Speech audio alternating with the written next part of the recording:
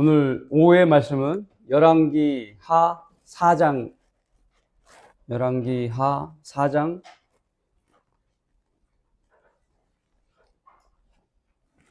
설교는 8절서부터 37절까지 할 텐데요. 말씀은 열왕기하 4장 18절서부터 24절까지만 읽겠습니다.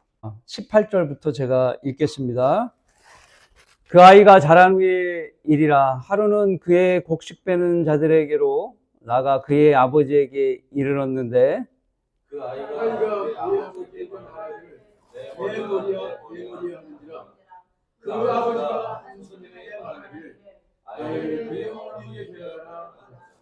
그가 아이를 옮겼다가 그의 어머니에게로 데려갔으니 그 아이가 낮까지 그의 어머니 무릎에 앉아있다가 죽었더라. 그러자 그녀가 그 아이를 하나님의 사람의 신상에 두고 문을 닫고 나와서 그녀의 남편을 불러 말하길 내가 청하오니 청년 한 명과 나귀 한 마리를 내게 보내주소서. 내가 하나님의 사람에게 달려갔다 돌아오리이다 하니 그 남편이 말하기를 어찌하여 당신은 오늘 그에게 데려오고 하는가. 오늘은 새벽이고 안식일도 아니로다. 그녀가 말하기를 잘되고 싶으니까 하라. 그리고 나서 그녀가 나귀에게 안장을 얹고 그녀의 종에게 말하길 몰고 앞으로 가라. 내가 네게 명하지 아니한 한 나를 위하여 모든 것을 늦추지 말라 하더라. 아멘. 이 말씀을 위해서 기도드리겠습니다. 오후의 설교 제목은 이 여인이 훌륭한 여인. 이 여인이 훌륭한 여인.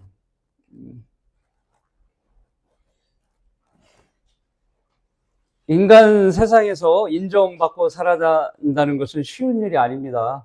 더욱이 훌륭한 사람이라는 말을 들을 정도로 산다는 건 이 세상에서 매우 힘든 일이죠. 그럼 세상이 말하는 훌륭한 사람의 기준은 무엇입니까?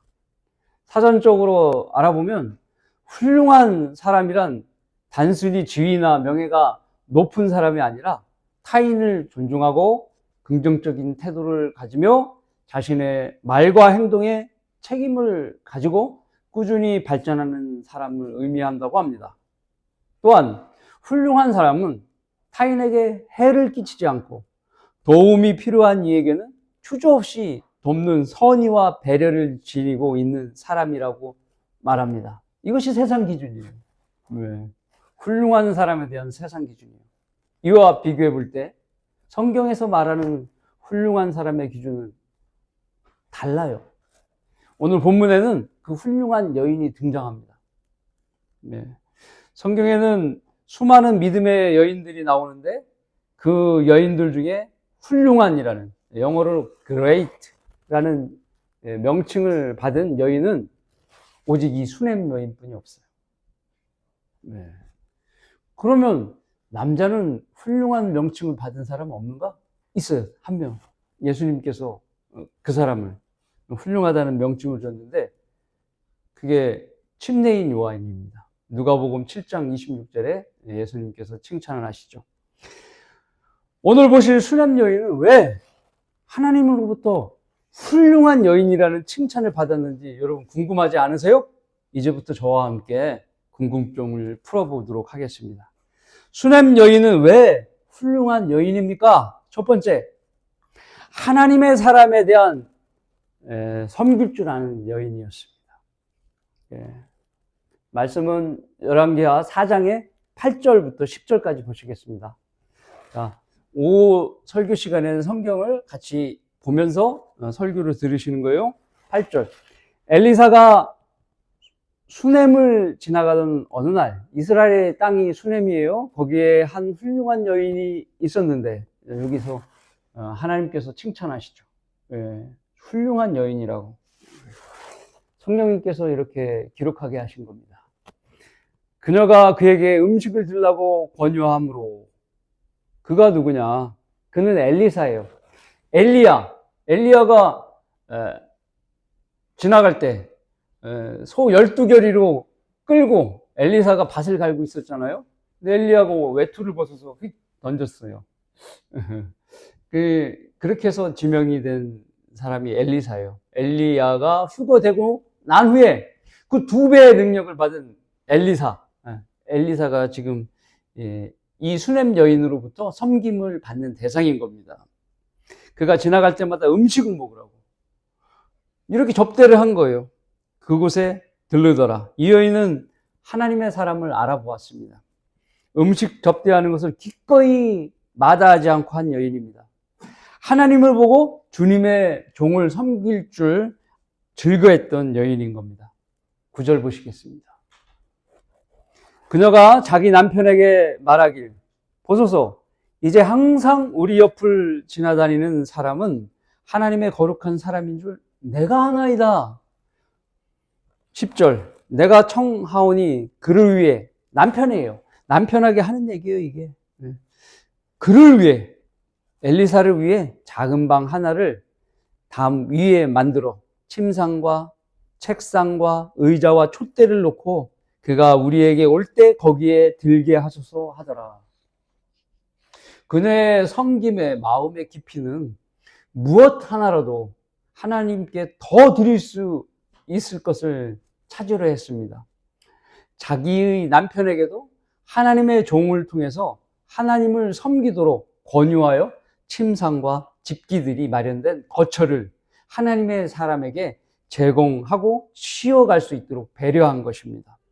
그녀가 그렇게 엘리사를 섬긴 이유는 어떤 목적에 의해서 섬기지 않았다는 것이 특징입니다.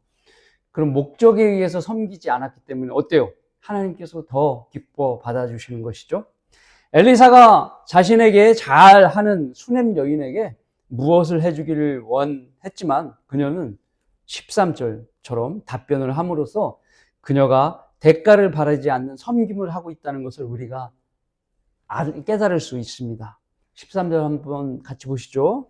13절, 엘리사가 그에게 말하길, 너는 그 여인에게 말하라. 보라, 네가 이 모든 보살핌으로 우리를 돌보았느니라. 엘리사가 그 여인에게 얘기한 거예요. 내가 너를 위해 무엇을 하랴? 네가 왕이나 군대 대장에게 고할 것이 있느냐? 하라. 하자 그 여인이 말하기를, 나는 내 백성 가운데 거하나이다 한지라. 여기서 나는 내 백성 가운데 거한나이다 라는 말은 뭔 말입니까? 나는 백성들과 사는 것으로 만족합니다. 족합니다. 겸양한 표현이죠. 그녀는 이렇게 소탈했던 거예요. 그녀의 섬김의 동기는 어떤 목적이 있었다는 게 아닌 겁니다. 아니, 엘리사가 소원을 들어주겠다고 그렇게 얘기했는데도 나는 그냥 우리 백성들과 함께 사는 걸로 족합니다. 이렇게 표현한 거예요.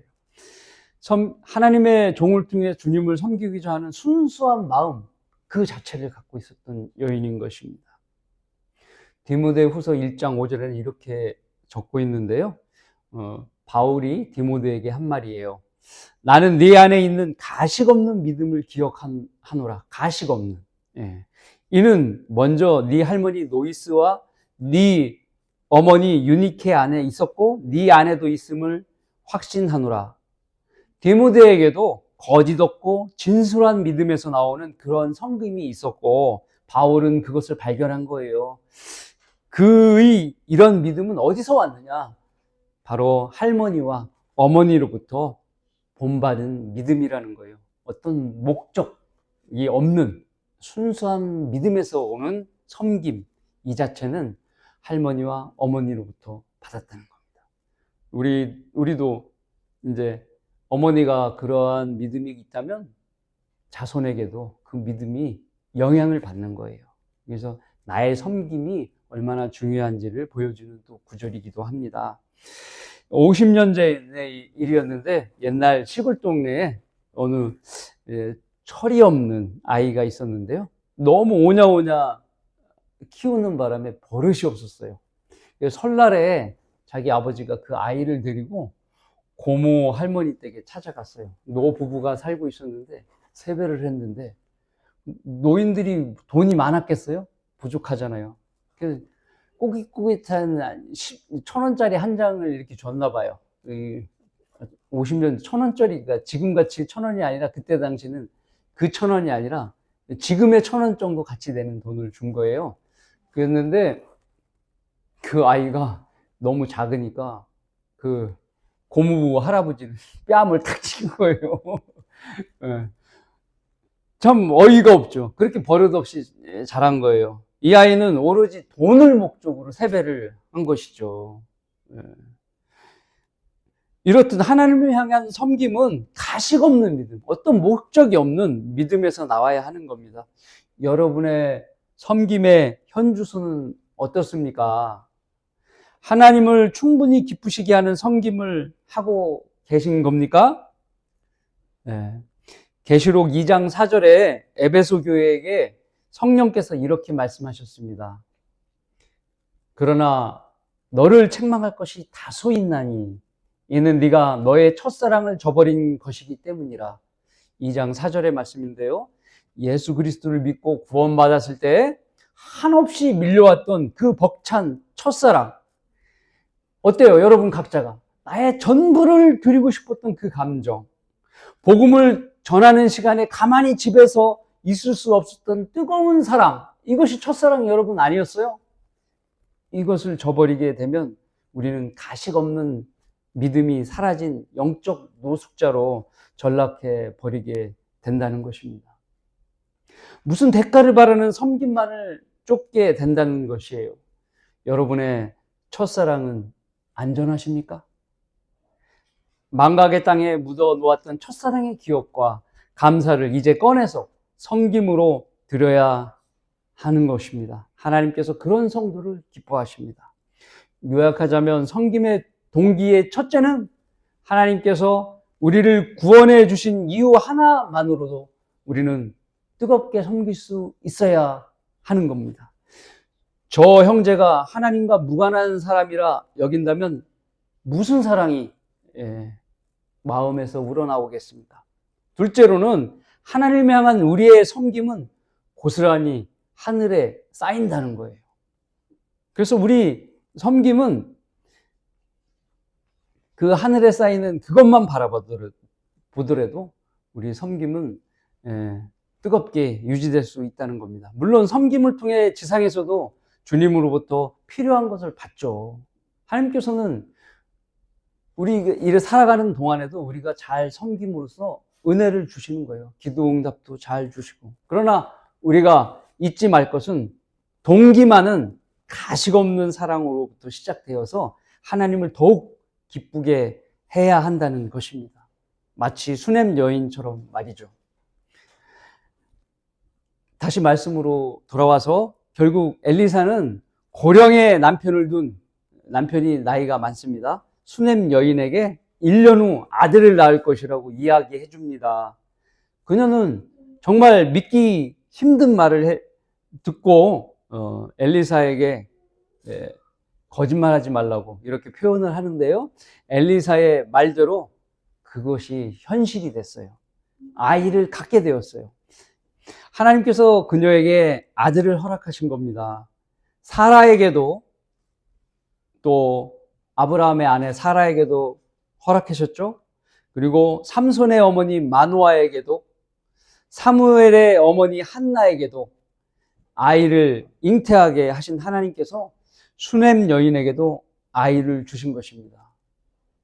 수태하기 힘든 여인들의 이름을 지금 이야기한 건데요.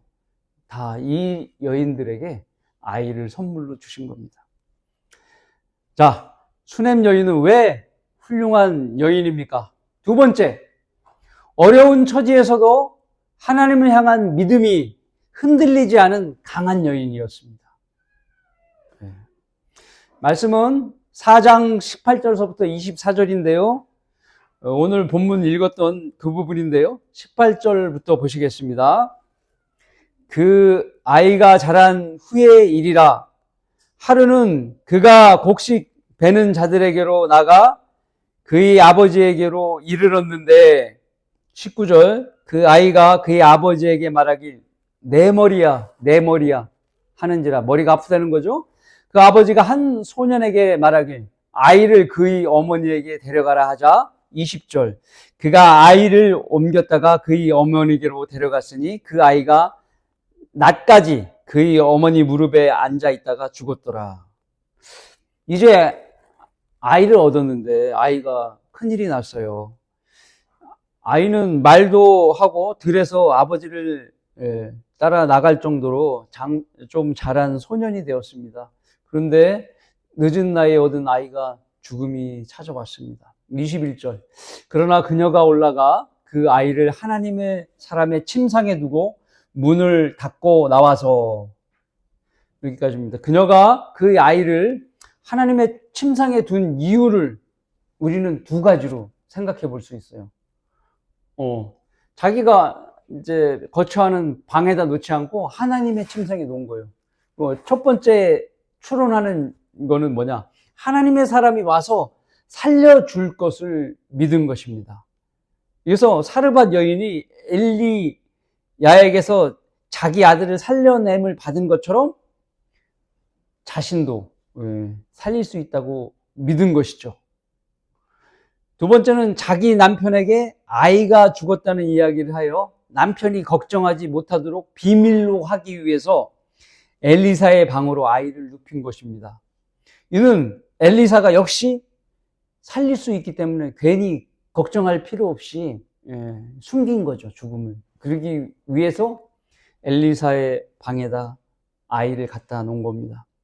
그래서 이어지는 22절을 보시면 그녀의 남편을 불러 말하길 내가 청하노니 청년 한 명과 나귀 한 마리를 내게 보내주소서. 남편에게 이렇게 얘기한 거예요. 내가 하나님의 사람에게 달려갔다 돌아오리이다 하니. 자, 수넴 여인에게 칼멜산까지 거리는 수넴에서 칼멜산까지 거리는 약 30km 정도 거리라고 합니다. 나귀를 타고 쉬지 않고 갔다 오면 6시간 정도 걸리는 거리예요. 23절 그 남편이 말하길 어찌하여 당신은 오늘 그에게 가려고 하는가? 왜 가려고 하는지 남편이 모르는 것은 이 남편이 아이가 죽은지 모르는 거예요. 그리고 뒤에 오늘은 세 달도 아니고 안식일도 아니로다 하나 이 말을 했다는 건 뭐냐면 세 달과 안식일에는 제사를 지내잖아요. 그죠? 그러기 때문에 세 달도 아니고 안식일도 아닌데 왜 가느냐? 그러니까 이 남편은 아이가 죽은 줄 모르고 이런 소리를 한 거예요. 그녀가 말하길 잘 될 것이니이다 하더라. 잘 될 것입니다. 남편의 말로 인해서 우리가 알 수 있는 사실은 남편은 죽은 걸 몰랐다는 것. 그 급한 와중에 세 달과 안식일을 가려서 아내가 엘리사로 가도록 만류했다는 이 사실로 인해서 남편이 사태의 심각성을 모르고 있었던 겁니다. 애기 엄마란 이리 뛰고 저리 뛰는 일들이 많죠. 한밤중에 아이가 머리가 불덩이가 되면 남편이 내일 아침에 일하러 출근해야 되는데 일찍 일어나서 깰까봐 조용조용히 해서 밤새도록 아이를 물수건으로 이마에다 식혀주고 이렇게 이리 뛰고 저리 뛰고 하는 겁니다. 남편은 잘 자고 일어나게 하기 위해서. 그게 또 아내들의 수고죠. 나이 많은 남편을 배려하고 혼자 이런 사태를 해결해 보려는 그녀는 참으로 배려심이 깊은 여인임이 틀림없는 겁니다. 사정도 모르는 남편에게 그녀의 대답은 잘 될 것입니다. 이걸 영어로 얘기하면 It shall be well. 잘 될 것이라. 앞으로 잘 될 겁니다. 그러니까 갔다 오면 잘 될 거라는 얘기인데 남편은 그 이유를 모르죠. 그녀의 속은 상하고 다급하기 이를 데 없지만 남편에게만큼은 여유 있게 여보 잘 갔다 올게 걱정하지 마 라고 안심을 준 거예요. 네. 우리 자매님들은 안 그러시겠지만 집에서 바가지 긁는 타입의 사람도 있죠. 이 여인처럼 되려고 하는 것이 좋은 겁니다. 자, 24절을 보시겠습니다. 그리고 나서 그녀가 나귀의 안장을 얹고 그녀의 종에게 말하길 몰고 앞으로 가라. 내가 네게 명하지 않는 한 나를 위해 모는 것을 늦추지 말라 하더라. 요즘에 말로는, 국도로 가지 마. 통행료 걱정하지 마. 고속도로 사진 찍혀도 딱지 걱정하지 마. 물론 가, 빨리빨리. 현 시대라면 이렇게 얘기했을 겁니다. 그러나 119가 없던 이 시절에 그녀는 용화단의 의사 엘리사에게 쏜살같이 가고 있는 겁니다. 나귀가 늘어뜨려져서 그녀의 속이 터지기 일보 직전인 것이죠. 그 먼 길을 달려 그녀는 드디어 엘리사에게 도착했습니다. 26절을 보시겠습니다. 내가 청하니 너는 이제 달려가서 그녀를 맞이하며 네가 평안하냐? 네 남편은 평안하냐? 아이는 평안하냐? 하라 하니 그녀가 대답하기를 평안하나이다 하더라. 이상한 대답을 하고 있죠. 죽었습니다. 이 얘기 안 했잖아요. 여기서 내가라는 건 엘리사고요. 너는을 의미하는 것은 게하시입니다. 엘리사의 종에게 말하는 거예요. 그래서 게하시가 그녀에게 가서 안부를 물은 거예요. 그녀의 대답은 너무 이상해요. 우리 아이가 죽었습니다가 아니라 평안하나이다 입니다. 왜 그랬는지 20절, 27절 계속 보시겠습니다. 그녀가 산으로 가서 하나님의 사람에게 이르러 그의 발을 붙들자 게하시가 종이 가까이 와서 그녀를 밀치고자 하나 하나님의 사람 엘리사가 말하기를 가만두라. 그녀의 혼이 그녀 안에 괴로워하느니라. 그러나 주께서 그것을 내게서 감추시고 내게 말씀하지 아니하셨도다 하더라. 나도 영문을 모른다. 이런 얘기예요. 그녀가 이상한 답변을 한 이유는 중요한 이야기를 아무에게도 말하지 않고 오직 자기 아들을 구해줄 수 있는 사람에게만 온전히 간청하기 위해서 아껴둔 거예요. 말을 아껴둔 거예요. 무슨 있잖아요. 어머니들이 뭐 어떤 중요한 일이 있는데 함부로 딴 사람한테 얘기하고 싶지 않은 거예요. 너무 중요하기 때문에. 그래서 그 당사자를 만나서 꼭 그 사람에게만 얘기하고 싶은 거 아시죠 다들? 그런 게 있는 거예요. 말을 아낀 거예요. 그래서 참으로 심지가 굳은 여인입니다. 그리고 그녀의 행동을 보십시오. 간청하는 자세가 자신을 가장 낮추어서 하나님의 사람의 발을 붙드는 거예요. 자기 몸을 낮춰서 경의를 표한 겁니다. 간절함을 표한 겁니다. 그러나 엘리사는 아직도 전혀 이 상황을 알지 못해요. 예전 같았으면 하나님께서 이렇게 미리 알려주셨을 텐데 하나님께서 또 안 알려주신 거예요. 왜냐하면 하나님께서도 엘리사에게 그 일에 기쁨을 해주지 않았기 때문에 엘리사는 모르는 겁니다. 28절 보시겠습니다. 그러자 그 여인이 말하길 내가 내 주께 아들을 원했나이까? 나를 속이지 말라고 내가 말씀드리지 아니하더이까 하니 여기 구하지 않은 아이를 주시고 다시 뺏어가시오. 왜 나를 괴롭게 하십니까? 이런 얘기예요. 이제 엘리사는 다급해졌어요. 다급해진 겁니다. 아니 내 백성 가운데 사는 걸로 만족한다고 그랬었는데 엘리사가 그녀에게 아들을 안겨줬잖아요. 아들을 낳을 수 있도록. 근데 다시 뺏어가신 것에 대해서 이걸 원망하는 뜻으로 이야기하니까 엘리사도 본인도 다급해진 거죠. 이제 게하시에게 지팡이를 먼저 가서 아이 얼굴에 놓으라고 얘기한 거예요. 그녀는 오직 하나님의 사람에게만 매달렸어요. 게하시 안 따라갔어요. 오직 하나님의 사람에만 온전히 찰거머리라고 그러죠. 찰거머리처럼 딱 붙어서 있는 거예요. 때를 쓰고 있는 거예요. 30절 보시겠습니다. 그 아이의 어머니가 말하길 주께서 살아계시는 한 또 당신이 살아있는 한 내가 당신을 떠나지 아니하겠나이다. 같이 안 가면 나 못 가요. 버티기 작전인 거죠. 엘리사가 일어나 그녀를 따라가니라. 여기까지 본 겁니다. 수넴 여인은 오직 엘리사가 자신의 아들을 살려줄 수 있을 것이라고 확신을 가지고 있었기 때문에 이런 태도를 보인 거예요. 네. 그녀의 남편에게 잘 될 것입니다 라고 한 말처럼 그녀는 너무나 확신을 갖고 있는 거예요. 하나님에 대한, 하나님의 사람에 대한 이런 확신을 갖고 있는 거예요. 결국 엘리사는 그녀의 뒤를 따라 그녀의 집으로 가게 되었습니다. 다른 성경 부분에서 누가복음 11장 6절과 10절에는 끈질긴 간청이라는 이야기가 나옵니다. 그 부분을 제가 읽어 드릴 테니까요. 이 여인과 어떤 모습이 닮았는지 들어보세요. 내 친구가 여행 중에 나에게 왔는데 나에게는 그를 대접할 것이 아무것도 없네 라고 하겠느냐? 친구가 여행 중에 나한테 찾아왔는데 나에게는 그를 대접할 게 없네라고 박대했다는 거예요. 네? 그러면 그가 안에서 대답하여 말하길 나를 귀찮게 하지 말게 이미 문이 닫혔고 내 자식도 나와 함께 잠자리에 들어서 자녀에게 빵을 주려고 일어날 수가 없네 라고 다시 얘기한 거예요. 내가 너희에게 말하노니 그 사람이 자기 친구라는 이유만으로 일어나서 주지 않겠지만 끈질긴 간청 때문에 일어나서 필요한 만큼 그에게 주리라. 끈질기게 하니까 준다는 얘기예요. 또 내가 너에게 말하노니 구하라. 그러면 너에게 주실 것이요. 찾으라. 그러면 너희가 찾을 것이요. 두드리라. 그러면 너희에게 열릴 것이라. 구하는 자마다 받을 것이요. 찾는 자는 찾을 것이요. 또 두드리는 자에겐 열릴 것이라. 바로 하나님께서, 예수님께서도 이렇게 끈질긴 간청을 하라고 말씀하신 겁니다. 구하고 쉬지 않고 구하고 끈질기게 구하면 받을 것이라는 교훈을 우리는 수냄 여인의 태도에서 또 엿볼 수 있는 것입니다.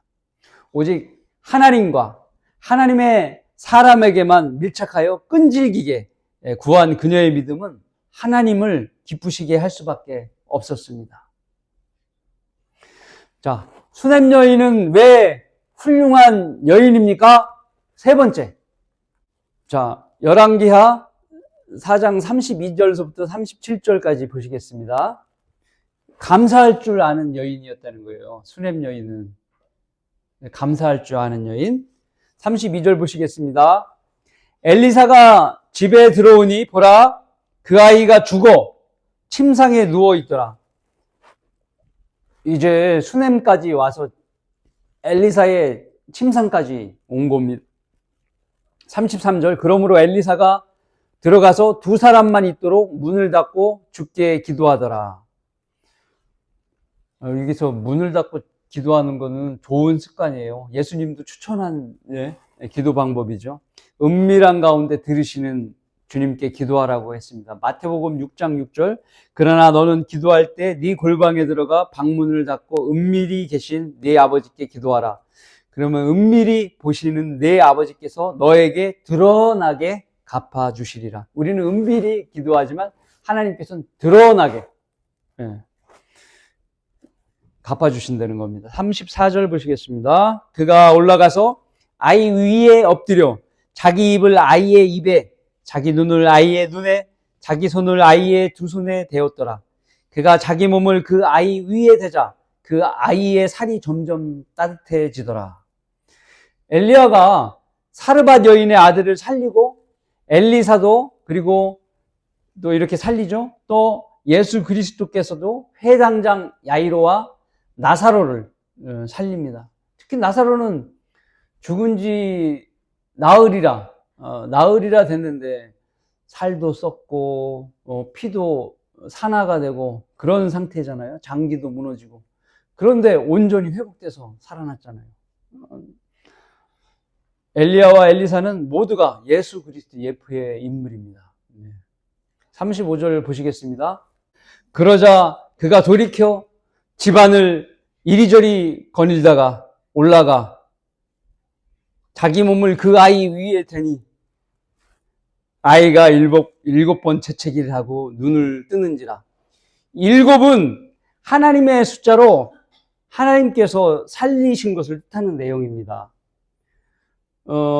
엘리사가 또 시리아 장군 나아만을 치료할 때 요단강에서 7번 씻으라고 얘기했죠. 7이란 하나님의 숫자잖아요. 그래서 하나님께서 고치셨다라는 그 의미입니다. 36절 그가 게하시를 불러 말하길 이 수냄 여인을 부르라 하자 그가 그녀를 부르니라. 그녀가 엘리사에게 오자 그가 말하길 네 아들을 데리고 가라. 살아났으니까 이제 아들을 데리고 가라. 37절 그녀가 들어가 그의 발 앞에 엎드려 땅에 대고 절한 후 그녀의 아들을 안고 나가니라.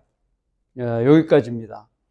이처럼 수넴 여인은 감사할 줄 아는 여인이었습니다. 그녀의 말대로 아들을 살리는 일이 잘 되었습니다. 네. 대부분 사람들은 하나님께 감사할 줄 모르며 살아갑니다. 감사는 자신의 믿음을 증명해 보이는 나의 행위입니다. 이는 사람 안에 있는 마음이 말이나 행동으로 들춰지는 것이에요. 감사 없는 가정을 생각해 보십시오. 부모가 당연히 주는 것으로 그렇게 아는 아이는 삐뚤게 성장하는 거예요. 그러니까 부모가 나이 많으면 비행기 태워서 어느 공항에다 놓고 자기는 다시 공항에서 타고 어머니는 내버려두는 해외 유기도 벌어지지 않습니까? 이런 일들이 벌어지는 거예요. 감사 없이 자라는 아이들이 그런 일을 하는 겁니다. 감사 없는 기도를 한번 생각해 보십시오. 얼마나 각박한 기도가 되겠습니까? 마치 하나님께서는 우리 기도를 당연히 들어주셔야 되는 분이에요 하면서 때를 쓰는 것, 이런 것이 바로 감사 없는 기도인 것입니다. 그러므로 감사 없는 곳에는 의무와 책임만이 있는 거예요. 마치 우리가 맛있는 앙꼬 들은 빵에 먹었더니 앙꼬가 없어. 반품해야 될 거 아니겠습니까? 밋밋하고 맛이 없어서. 그렇죠? 그런 거와 동일합니다. 주일에 드려지는 예물도 감사함이 빠지면 하나님께서 기뻐하실 수 없는 거예요. 내가 그냥 드려야지.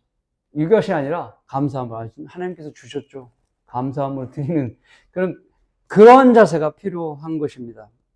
혹시 자만으로 드리고 있다면 오늘부터 고치시면 돼요. 하나님께서 받는 입장에서 기쁘게 받아들일 수 있도록 내가 잘 드리는 것이 중요한 것입니다.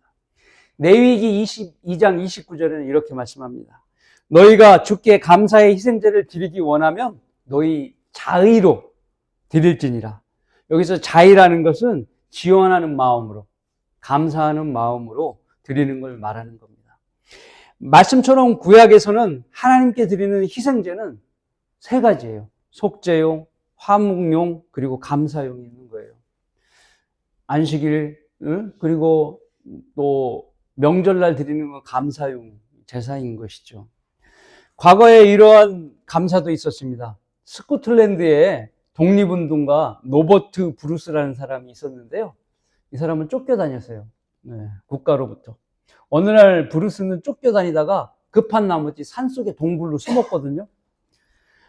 동굴 속에서 숨어서 숨을 죽이고 밖을 내다보고 있는데 거미가 막 좁은 동굴을 막 거미줄을 치고 있는 거예요. 근데 다 이렇게 치고 나니까 이윽고 자기를 쫓던 무리가 동굴 앞에 와갖고 막 살피는데 동굴 입구가 거미줄로 쳐 있으니까 여기 거미줄이 있어서 사람이 들어간 흔적이 없네. 그러면서 그냥 갔다는 거예요. 그때 브루스는 무릎을 탁 치면서 이렇게 고백했습니다. 오 하나님, 이 작은 거미 뱃속에서 나를 위한 피난처를 마련해 주셨군요. 거미를 통해서 나를 보호해 주시다니 참으로 감사합니다. 감사할 줄 아는 사람이었어요. 하나님께서 믿음의 사람들을 구원하기 위해서 작은 곤충을 통해서도 이렇게 생명을 지켜주시는 겁니다. 아침에 눈을 뜨게 해주시는 것에 대해서 여러분 감사해야죠. 먹을 거 입을 거 제공해 주시는 것에 대해서 감사해야 됩니다. 날마다 태양을 떠오르게 하셔서 자연의 생태계를 유지시켜 주시고 그것으로 먹을 것, 입을 것, 그 사람들을 또 먹게 하시고 입히게 하셔서 나에게 좋은 물건을 제공할 수 있게 하시잖아요. 감사해야 돼요, 하나님께. 이렇듯 감사는 여러분의 삶을 하나님의 은혜로 가득 채우게 만드는 일입니다. 또 성경은 모든 일에 감사하는 것이 그리스도 안에서 우리를 향한 하나님의 뜻이라고 말씀하고 계십니다. 누가복음 17장 12절과 17절에는 10명 중 1명만 주께 경배를 드리는 부분이 나옵니다. 제가 그 부분을 읽어 드릴게요. 주께서 어떤 마을로 들어가셔서 문둥병자 10명을 만나셨는데 그들이 멀리 서서 목소리를 높여 말씀드리길 예수요, 선생님이요, 우리에게 자비를 베푸소서라고 하니 10명의 문둥병 환자가 고쳐달라고 소리를 친 거예요. 주께서 그들을 보고 말씀하시길 가서 제사장들에게 너희 몸을 보여주라고 하시니 그들이 가는 도중에 깨끗하게 되었더라. 다 낫다는 거예요. 깨끗하게. 그러던 그들 중 한 명이 자기가 나은 것을 보고 돌아와서 큰 음성으로 하나님께 영광을 돌리며 주의 발 앞에 엎드려 얼굴을 대고 감사드렸는데, 아까 이 수냄 여인처럼요. 드렸는데 그 사람은 사마리아인이더라. 예수께서 대답하여 말씀하시기 10명이 깨끗하게 되지 않았느냐? 그런데 9명은 어디 있느냐? 감사할 줄 아는 사람은 10명 중에 1명뿐이 없었다는 거예요. 결과적으로 사마리아에 사는 한 문둥병자였던 자만 주님께 와서 경배를 드렸습니다. 이 한 사람처럼 수렘 여인도 하나님의 사람 발 앞에 엎드려 절하면서 하나님께 영광을 돌리는 것입니다.